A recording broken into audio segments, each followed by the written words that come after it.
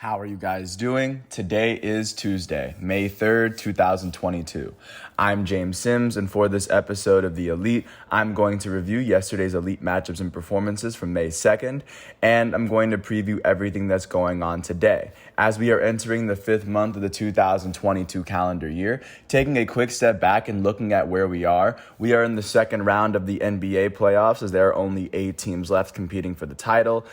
Every team has played their first game, as teams have now gotten a feel for the other. In the NHL, we are just getting into the first round of the NHL playoffs. Yesterday was the very first day, as some teams still need to have their first games. There are 16 teams left in the NHL competing for that Stanley Cup title. Taking a look at what's going on with the MLB, we are in the second season of the MLB season. Or second month of the MLB season, as of course is going to go on until October. In terms of the NFL, we are just coming off of the NFL draft, and teams are really starting to get their rosters situated for what's going to be quite a spring, what's going to be quite a summer, as they don't get their season started until September. Taking a look at what's going on with soccer overseas, the domestic seasons are actually coming to an end, as the season should be over within about 2-3 weeks, and Champions League should be done by the end of the month. Taking a look now at what happened in the NBA, looking at the third and fourth game ones of the second round of the 2022 NBA playoffs. The first of them was in Miami, as the first seed in the East, Miami Heat, hosted the fourth seed Philadelphia 76ers. Only 2 wins separated these two teams. Taking a look at how they got here, the Sixers ended up beating the 5 seed Raptors in 6 games. The Miami Heat would make it here after they ended up beating the 8 seed Atlanta Hawks in 5 games. In game 1, the Heat would win it 106-92. They won it by 14 after they went on to outscore the Sixers by 15 in the second half. They were trailing by 1 going into the half. And on the losing end of this matchup, the 4 seed 76ers were led in scoring by their starting power forward out of Tennessee, Tobias Harris. He finished with 27 points and 6 rebounds in 37 minutes. He shot 11 for 18 from the field and 4 for 5 from the free throw line. Their starting point guard, Tyrese Maxey, finished with 19 points in 35 minutes. He shot 6 for 15 from the field and made all 6 of his free throws. Their elite starting shooting guard, James Harden, finished with 16 points, 9 rebounds, 5 assists, and 5 turnovers in 35 minutes. He shot 5 for 13 from the field, and he would go on to shoot 2 for 7 from 3. He shot a perfect 4 for 4 from the free throw line. On the winning end of this matchup, the top seed Miami Heat were led in scoring by their guard off the bench out of Kentucky, Tyler Hero. He finished with 25 points and 7 assists in 29 minutes. He shot 9 for 17 from the field, 4 for 6 from 3, and he made all 3 of his free throws. Their starting center, Bam Adebayo, out of Kentucky, finished with 24 points, 12 rebounds, and 2 steals in 34 minutes. He shot 8 for 10 from the field, and he made all 8 of his free throws. Their only all-star on their team, their elite starting small forward, Jimmy Butler, finished with 15 points, 9 rebounds, 3 assists, and 2 steals in 30 minutes. He shot 5 for 16 from the field, 1 for 4 from 3, and he made all 4 of his free throws. Their starting power forward, PJ Tucker, finished with 10 points and 7 rebounds in 28 minutes. Their starting point guard, Gabe Vincent, finished with 10 points and he had 10 points in 29 minutes. With this win, the top seed Miami Heat now lead this series 1-0. They are now 3 wins away from the Eastern Conference Finals, where they would face off against the winner between the Milwaukee Bucks and the Boston Celtics. Game 2 is going to be in Miami, and on the losing end of this matchup, the Philadelphia 76ers trailed this series 0-1. They have to win 4 of their next 6 games if they want to make it into the next round, but of course they are still very much alive. Taking a look at the second game that happened yesterday, the 1 seed out west and the team that had the best record in the NBA in the regular season, the Phoenix Suns, hosted the 4 seed Dallas Mavericks. After the Suns finished with 12 more wins than the Mavericks in the regular season, the Suns would make it here after they ended up beating the 8 seed New Orleans Pelicans in 6 games. The 4 seed Dallas Mavericks made it here after they beat the 5 seed Utah Jazz in 6 games. Game 1 of this matchup would see the 1 seed Suns beat the Mavericks by 7 in Phoenix after they outscored the Mavericks by 10 in the first quarter, and they carried that momentum through the end of the game. They were up by 13 at the half. On the losing end of this matchup, the 4-seed Mavericks were led in scoring by their elite starting Slovenian shooting guard Luka Doncic. He finished with 45 points, 12 rebounds, and 8 assists alongside 5 turnovers in 44 minutes. Luka shot 15 for 30 from the field, 4 for 11 from 3, and he shot 11 for 14 from the free throw line. Their starting power forward, Dorian Finney-Smith, finished with 15 points and 6 rebounds in 40 minutes. Their starting point guard, Jalen Brunson, finished with 13 points in 31 minutes. Their power forward off the bench, Maxi Kleber, would finish with 19 points in 25 minutes. On the winning end of this matchup, the top seed Phoenix Suns were led in scoring by their starting center out of Arizona and former number 1 overall pick, DeAndre Ayton. He finished with 25 points and 8 rebounds in 33 minutes. He shot 12 for 20 from the field, and he made his only free throw on the night. Their elite starting shooting guard out of Kentucky, Devin Booker, finished with 23 points, 9 rebounds, and 8 assists in 38 minutes. He shot 7 for 20 from the field, 1 for 5 from 3, and he made all 8 of his free throws. Their elite starting point guard, Chris Paul, finished with 19 points, 5 rebounds, and 3 assists in 29 minutes. He shot 7 for 13 from the field, 2 for 5 from 3, and he made all 3 of his free throws. Their starting small forward, Mikal Bridges, finished with 13 points and 7 rebounds alongside 2 blocks in 42 minutes. The former national champion shot 4 for 9 from the field and made all 4 of his free throws. Their starting power forward, Jay Crowder, finished with 11 points and 8 rebounds in 28 minutes. Their small forward off the bench, Cam Johnson, had 17 points and 5 rebounds in 24 minutes.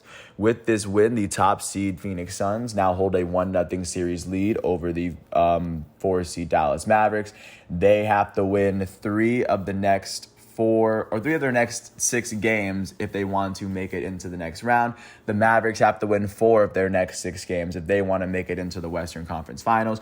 The winner of this round will face off against the winner between the Memphis Grizzlies and the Golden State Warriors, as the Warriors currently lead that series. Game 2 of this series between the Suns and the Mavericks will be in Phoenix. That will be tomorrow, and it will be on TNT. So, of course, that's what's going on. That's how the NBA playoffs are looking today, as every single team has gotten their game 1.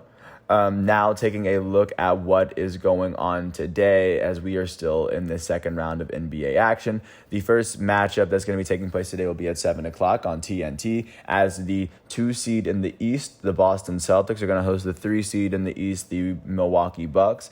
The Milwaukee Bucks are currently leading this series 1-0 after they beat the Boston Celtics by 12 in Boston for game 1. I imagine that Boston would want to even up the series before they go to Milwaukee. And then taking a look at what's happening after that, it'll be game 2 of the second round series between the 2nd seed Memphis Grizzlies and the 3 seed Warriors. This game will be in FedEx Forum. The Warriors are currently leading this series 1-0 after they beat the Grizzlies by 1. The Grizzlies, like I said, just like the Celtics, are probably want to win one more game at home before they have to play 2 playoff games on the road. But that is what the NBA is looking like following yesterday's matchup. Taking a look at what happened in the first day of playoff hockey, the first matchup would happen in the East, as the Carolina Hurricanes would face off against the Boston Bruins. Carolina Hurricanes entered this matchup as the top seed in the Metropolitan Division, and the Bruins entered this matchup as the top wild card seed.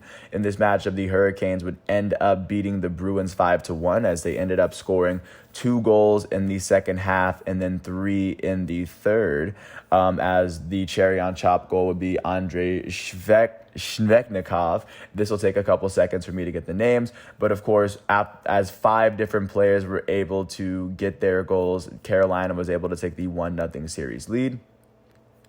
And with this win, it looks as though they will carry this momentum into game 2. Game 2 will be in Carolina. It will be in Raleigh, I believe, as it will be tomorrow on ESPN.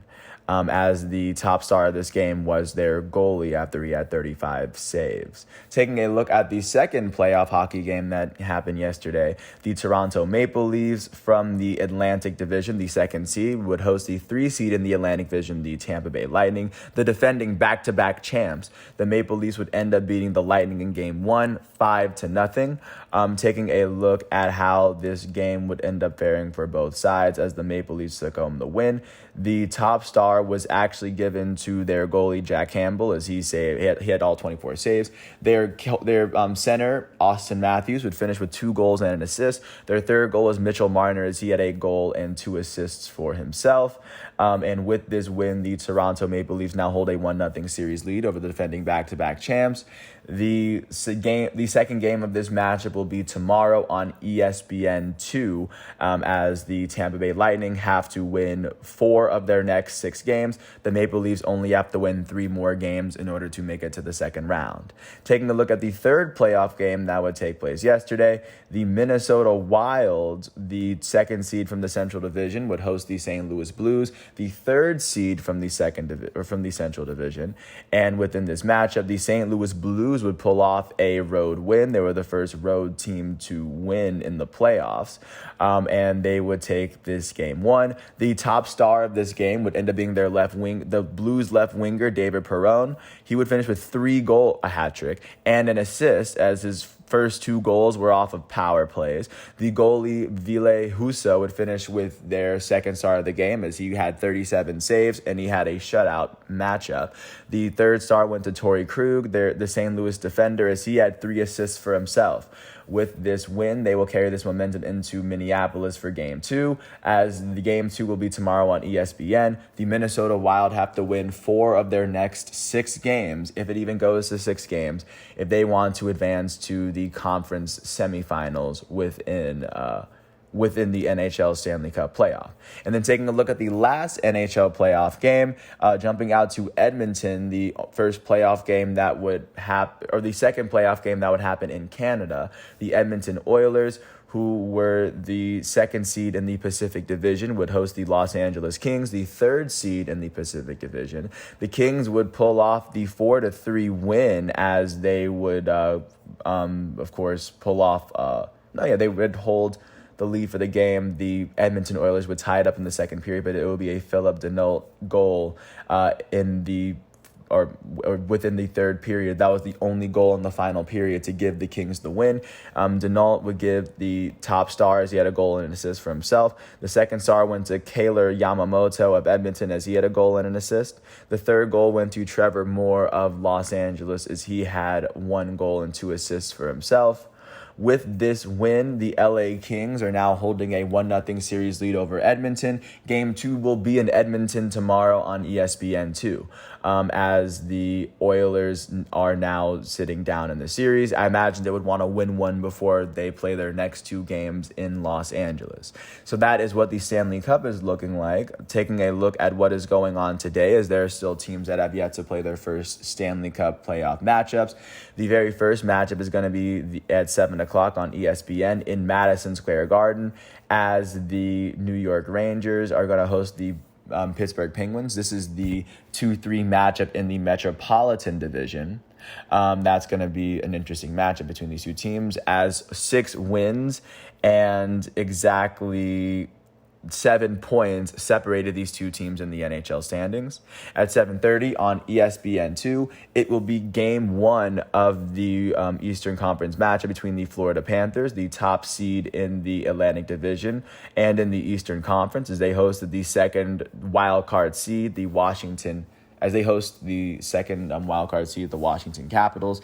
22 points separated these 2 teams in the regular season.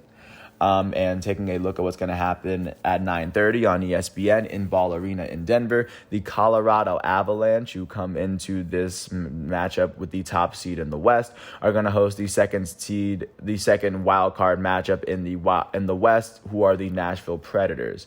As the difference that separated these 2 teams was exactly 22 points. And then at 10 o'clock on ESPN2 in Scotiabank Saddledome, it will be the Pacific Division's number 1 seed, the Calgary Flames, host the top wild card seed, the Dallas Stars, as the difference that separated these two teams this season was 14 points. So, like I said, it'll be a very interesting start to these matchups, and I will review these matchups as soon as we get to tomorrow. Taking a look at what's going on in the MLB now, starting off in St. Louis. The Cardinals would host the Kansas City Royals, and then the Cardinals would end up beating the Royals 1-0 as their lone run came off of a solo home run from their elite first baseman. On the losing end of this matchup, the Kansas City Royals would see the loss go to their starting pitcher, Zach Greinke.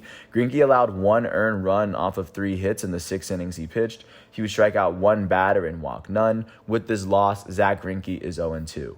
In the Royals batting lineup, their first baseman, Carlos Santana, went 2 for 4.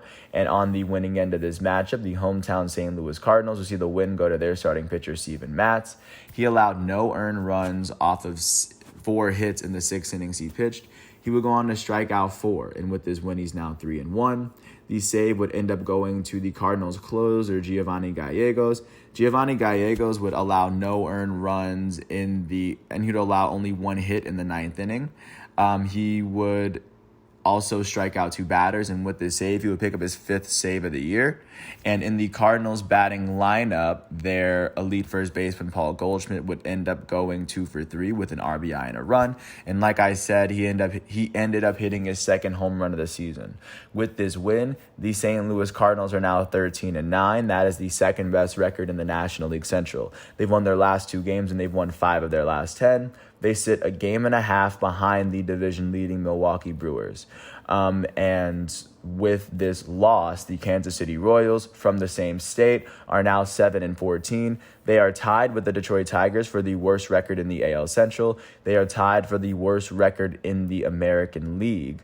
They are tied with the Washington Nationals as well for the second worst record in baseball, as only the Cincinnati Reds have a worse record than the Kansas City Royals this season, as they are currently sitting 6 full games behind the division-leading Minnesota Twins.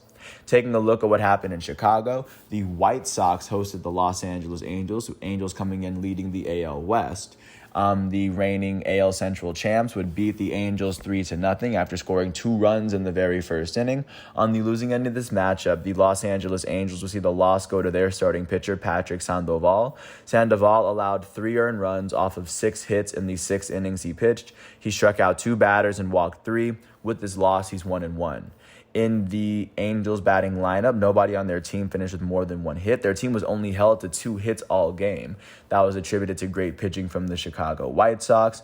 The win went to their starting pitcher, Dylan Cease. Cease allowed no earned runs off of 1 hit in the 7 innings he pitched. He struck out 11 batters, and with this win, he's now 3-1. The save went to the White Sox elite closer, Liam Hendricks. He allowed no earned runs in the 9th inning as he struck out all 3 of the batters he faced. This would be his 5th save of the year, and in the White Sox batting lineup, their center fielder, Luis Robert, went 3 for 4 with a run. And with this win, the Chicago White Sox are now 9-13. That is the 3rd best record in the American League Central. They've won 3 of their last 10 games. They sit 4.5 games behind the division-leading Minnesota Twins. With this loss, the Los Angeles Angels are 15-9. That is the best record in the American League West. That's still the 2nd best record in the American League, as only the Yankees have a better record than them in the American League. The Angels have only lost 3 of their last 10 games. They sit 2.5 games ahead of the Houston Astros and the Seattle Mariners, who are tied for 2nd place in their division. Taking a look at what happened in Miami, the Miami Marlins hosted the Arizona Diamondbacks. The Diamondbacks would beat the Marlins 5-4. They would score all 5 of their runs before the Marlins scored all 4 of their runs in the 7th inning. On the losing end of this matchup, the hometown Miami Marlins will see the loss go to their starting pitcher, Pablo Lopez. Lopez allowed 4 earned runs off of 6 hits in the 4.2 innings he pitched. He would strike out 7 batters and walk 2, and with this loss, he's now 3-1. In their batting lineup, their first baseman, Jesus Aguilar, will go 2 for 4 with 2 RBIs, and then their shortstop, Miguel Rojas, would end up going 2 for 4. On the winning end of this matchup, the Arizona Diamondbacks will see the win go to their starting pitcher, Zach Gallen. Zach Gallen allowed 2 earned runs off of 5 hits in the 6.1 innings he pitched. He would strike out 5 batters, and with this win, he's now 1-0. The save would go to the Diamondbacks closer, Ian Kennedy. He allowed no earned runs in the ninth inning as he allowed a hit, and he would walk one batter as he picked up 2 saves. In the Diamondbacks batting lineup, their center fielder Dalton Varsho went 2 for 4 with 2 runs. Their left fielder Jordan Luplow went 2 for 4 with 2 RBIs and a run. Their left fielder David Peralta went 3 for 4 with 3 RBIs and a run as he hit his 3rd home run of the season. With this win, the Arizona Diamondbacks are 11-13. That is the worst record in the National League West. They've won 6 of their last 10 games. They are currently sitting 4.5 games behind the division-leading LA Dodgers and the second-place San Diego Padres. With this loss, the Miami Marlins are 12-10. That is the second-best record in the National League East. They've lost their last 2 games. They've only lost 3 of their last 10. They are sitting 3 games behind the division-leading New York Mets at this moment. Taking a look at what happened in Baltimore, the Orioles hosted the Minnesota Twins. The Twins would end up beating the Orioles 2-1. After the Orioles would tie the game up at 1 in the bottom of the 5th off of a sac fly from Ramon Urias, it would be a Carlos Correa single at the next half inning as he would go on to single and bring Byron Buxton home. On the losing end of this matchup, the hometown Orioles would be led out by their starting pitcher, Tyler Wells. Tyler Wells would go on to allow 1 earned run off of the 4 hits. He would allow 1 earned run off of 4 hits in the 5 innings that he pitched. He would strike out 4 batters on the day. The loss went to the Orioles' first relief pitcher, Brian Baker. Baker allowed 1 earned run off of 2 hits as he would get pulled in the 6th inning. With this loss, he's 1-1. In the Orioles batting lineup, no one on their team would finish with more than 1 hit as they were held to 4 hits all game as a team. That would be attributed to great pitching by the Twins. The win went to the Twins starting pitcher, Chris Paddock. He allowed 1 earned run off of 4 hits in the 5.1 innings he pitched. He would strike out 3 batters and then walk 1. With this win, he's now 1-2. The save would go to the Twins closer, Joan Duran. He allowed no earned runs off of 1 hit in the He allowed no earned runs off of no hits in the 9th inning as he struck out a batter. He picked up his first save of the year. In the Twins batting lineup, nobody on their team would finish with more than 1 hit. Their shortstop, Carlos Correa, their elite shortstop, Carlos Correa, and then would finish with one of the team's 2 RBIs as he went 1 for 4. With this win, the Minnesota Twins are now 14-9. That is the best record in the American League Central. They've won their last 3 games. That is the second longest active winning streak in the American League as they are sitting alongside the Cleveland Guardians. Only the Yankees have a longer winning streak than the Twins right now. The Twins have won 9 of their last 10 games. They sit 3.5 games ahead of the second-place Cleveland Guardians in their division. With this loss, the Baltimore Orioles are 8-15. That is the worst record in the American League East. They've lost 6 of their last 10 games. They sit 9 games behind the division-leading New York Yankees at the moment. Taking a look at what happened in Toronto, the Blue Jays hosted the New York Yankees. The Yankees would go on to extend their winning streak to 10 as they would break their 2-2 tie with the Blue Jays in the 9th inning on a single from their elite infielder Gleyber Torres. On the losing end of this matchup, the hometown Toronto Blue Jays would see the start go to Ross Stripling, as Stripling allowed 2 earned runs off of 5 hits in the 4 innings he pitched. He struck out 3 batters. The save or the loss would go to their closer in this matchup, Emi Garcia. Emi Garcia would allow 1 earned run off of 2 hits in the 9th inning as he struck out a batter, and with this loss, Garcia is 0-2. In the Blue Jays batting lineup, their center fielder, George Springer, went 2 for 4 with a run. Their elite shortstop, Bo Bichette, went 2 for 4 with an RBI and a run for himself. On the winning end of this matchup, the New York Yankees would be led out by their starting pitcher, Jordan Montgomery. Jordan Montgomery allowed 2 earned runs off of 6 hits in the 5 innings he pitched. He would strike out 5 batters. The win would go to the Yankees' setup relief pitcher, Clay Holmes. He would finish off the 7th inning and pitch the entire 8th as he allowed no earned runs. He allowed 2 hits, though. He struck out a batter, and with this win, Clay Holmes is 2-0. The save would go to the Yankees' closer for the day, Chad Green. Green picked up his first save of the year as he pitched the entire 9th inning, striking out 2 batters and allowing no hits or runs. This would be, like I said, his first save. In the Yankees batting lineup, their elite second baseman, Gleyber Torres, went 2 for 4 with 3 RBIs and a run. He hit his 3rd home run of the season. With this win, the Yankees are now 17-6. That is the best record in the American League. That is the best record in all of baseball. They're the only team who's won who's won more than 2/3 of their games so far. They've won their last 10 games. They are now sitting 2.5 games ahead of the second place Toronto Blue Jays within their own division. With this loss, the Toronto Blue Jays are 15-9. That is the second best record in the American League East. They've lost 4 of their last 10 games. They are sitting 2.5 games behind the division-leading New York Yankees at this moment. Taking a look at what happened in New York, the only team that played in New York was the Mets as they hosted the defending World Series champs Atlanta Braves. After the Mets scored the first 2 runs of the game, the Braves would eventually come back. They would take the lead off of a sac fly from Adam Duvall. That would bring Ozzie Albies to the plate. And then they would score 2 more runs off of a 2-run double from Travis d'Arnaud in the 8th inning. They would win it 5-2. On the losing end of this matchup, the New York Mets would see the loss go to their starting pitcher, as their starting pitcher in this matchup was Chris Bassett. Chris Bassett would go on to allow 3 earned runs off of 6 hits in the 7 innings that he pitched. He would strike out 8 batters and then walk 1. With this loss, he's now 3-2. In the Mets batting lineup, their left fielder Mark Canha went 2 for 4 with an RBI and a run. He hit his first home run of the season. Their right fielder Starling Marte went 2 for 4 with a run.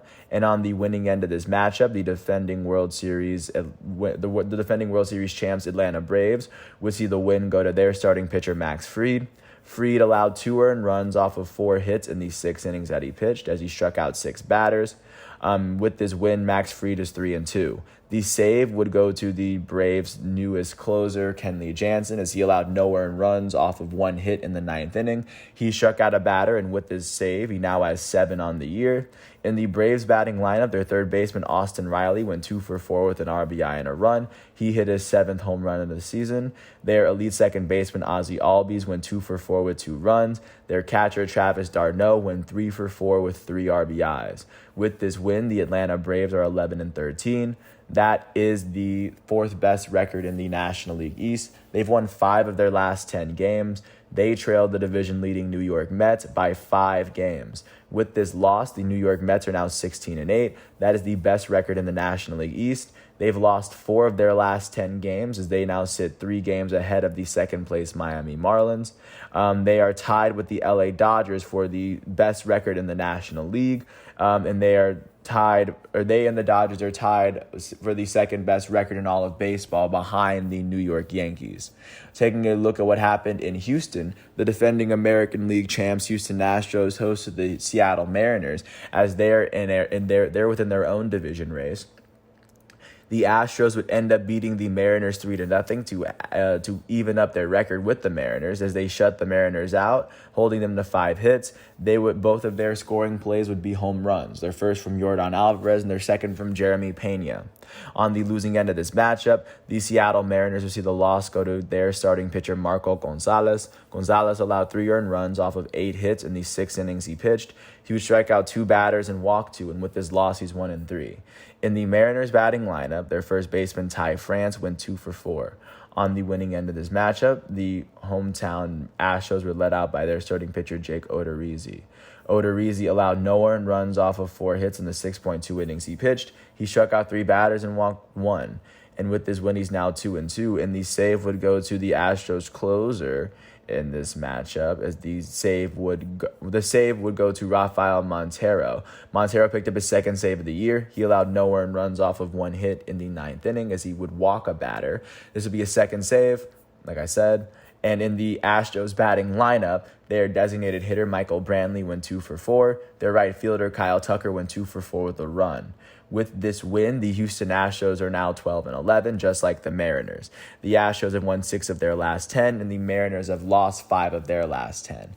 Both of these teams are sitting 2.5 games behind the division-leading LA Angels at the moment. And taking a look, last but not least, at what happened in the Bay Area, the Oakland Athletics hosted the Tampa Bay Rays. The Rays would end up beating the Athletics 6-1. After the A's scored their only run in the 2nd to tie the game up, the Rays would take the lead in the 3rd off of a RBI single from Wander Franco, and then they would score 4 unanswered runs after that. On the losing end of this matchup, the hometown A's would see the loss go to their starting pitcher, Dalton Jeffries. Jeffries allowed 6 earned runs off of 11 hits in the 5 innings he pitched, as he would strike out 4. With this loss, he's 1-4. In the A's batting lineup, nobody on their team had more than 1 hit. As a matter of fact, their team was only held to 2 hits all game, and that would be attributed to great pitching from the Rays. The win went to the Rays starting pitcher, Drew Rasmussen. He allowed only 1 earned run off of 1 hit in the 5 innings he pitched. He would strike out 3 batters and then walk 1. With this win, he's now 2-1 on the season. In the Rays batting lineup, their first baseman, Yandy Diaz, went 2 for 5 with an RBI and 2 runs. That's his second home run of the year. Their elite shortstop, Wander Franco, went 2 for 4 with an RBI and a run. Their right fielder, Manuel Margot, went 3 for 4 with an RBI and a run. With this win, the Tampa Bay Rays are 13-10. That is the 3rd best record in the American League East after they finished with the best record in the American League the last 2 seasons. They've now won 6 of their last 10 games. They trailed the division-leading New York Yankees by 4 games right now. With this loss, the Oakland Athletics are 10-13. That is the 4th best record in the American League West. They've lost their last 4 games, and they've lost 7 of their last 10. Their 4-game losing streak is tied with the Kansas City Royals for the longest active losing streak in the American League. Only the Cincinnati Reds have a longer active losing streak than the Oakland Athletics. The A's are sitting 4.5 games behind the division-leading LA Angels. That is what the MLB is looking like following yesterday's matchups. Taking a look at what is going on today. Looking first at the doubleheaders, the New York Mets are going to be hosting the Atlanta Braves. The first matchup is going to be on FS1 at 3:10 as Carlos Carrasco is going to pitch for the Marlins. Charlie Morton is going to lead off for the Braves. Their second matchup is going to be at 6:40 as David Peterson takes the mound for New York. Kyle Wright's going to take the mound for Atlanta as both of these pitchers have gotten off to pretty good starts this year. Taking a look at what's going to be going on in primetime at 10:10 on TBS is going to be one of the most storied rivalries in all of baseball, as the Los Angeles Dodgers are going to host the San Francisco Giants. Dodgers come into this matchup with the best record in the NL West. The Giants are the 3rd best team, but they only sit half a game behind. Julio Urias is going to make the start for the Dodgers. He comes in with a 1-1 record, holding a 2.50 ERA. Carlos Rodon is 3-0, holding a 1.17 ERA. In addition to that, looking at the games that aren't on primetime and that aren't doubleheaders, at 6:10, Zach Plesac and the Cleveland Guardians are going to host Mike Clevinger and the San Diego Padres. At 6:40, Trevor Rogers and the Miami Marlins are going to host Humberto Castellanos and the Arizona Diamondbacks. At 6:45, Ranger Suarez and the Philadelphia Phillies are going to host John Gray and the Texas Rangers. At 7:05, Bruce Zimmerman and the Baltimore Orioles are going to host Joe Ryan and the Minnesota Twins. At 7:07, Alek Manoah and the Toronto Blue Jays are going to host Jameson Taillon and the New York Yankees. At 7:10, Michael Wacha and the Boston Red Sox are going to host Noah Syndergaard and the Los Angeles Angels. At 7:10 at the same time, Michael Pineda and the Detroit Tigers are going to host Bryce Wilson and the Pittsburgh Pirates. At 7:40, Drew Smyly and the Chicago Cubs are going to host Michael Kopech and the Chicago White Sox. At the same time, Brandon Woodruff and the Milwaukee Brewers are going to host Tyler Mahle and the Cincinnati Reds. At 8:10, Christian Javier and the Houston Astros are going to host Chris Flexen and the Seattle Mariners. At the same time, at 8:10, Brad Keller and the Kansas City Royals are going to host Dakota Hudson and the St. Louis Cardinals. At 8:40, German Marquez and the Colorado Rockies are going to host Eric Fetty and the Washington Nationals.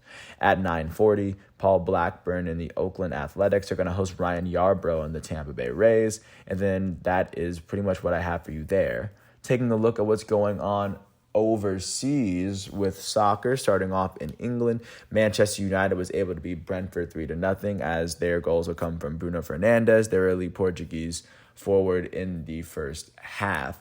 The second half would be led off with a penalty kick from their goated Portuguese striker Cristiano Ronaldo, and then their third goal will come from their elite French defender Raphael Varane.